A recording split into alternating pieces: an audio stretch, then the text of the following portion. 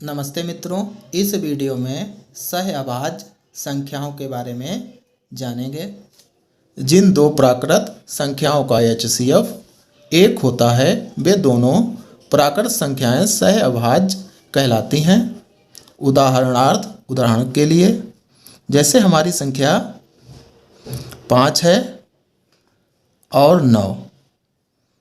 दी गई परिभाषा के अनुसार प्राकृत संख्या 5 और 9 का HCF 1 होना चाहिए, तभी ये दोनों संख्याएं सहअभाज्य संख्याएं होंगी। तो इनके फैक्टर निकालेंगे।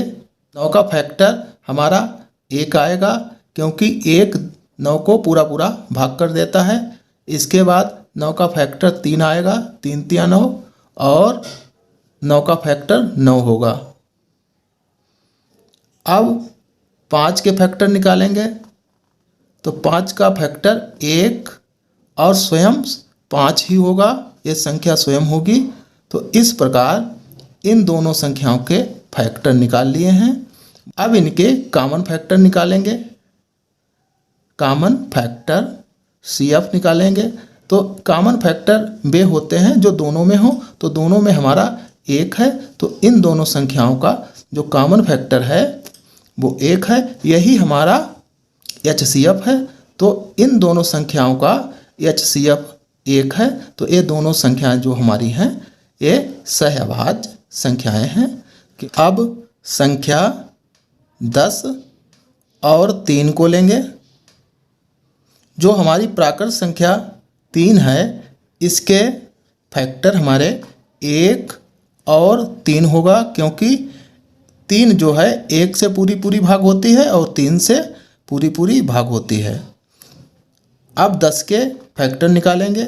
10 जो संख्या है हमारी 1 से भाग होती है, 2 से पूरी भाग होती है, उसके बाद में 5 से भाग होती है पूरी, और फिर 10 से स्वयं भाग हो जाएगी।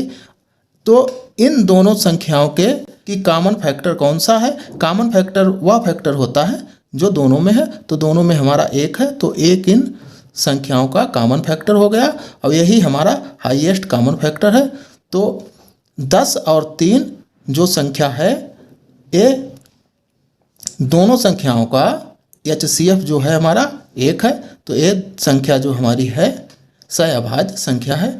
प्राकृत संख्या 7 और 3 इन दोनों संख्याओं का हाईएस्ट कॉमन फैक्टर HCF 1 है, तो ये दोनों संख्याएं सहअभाज्य संख्याएं हैं।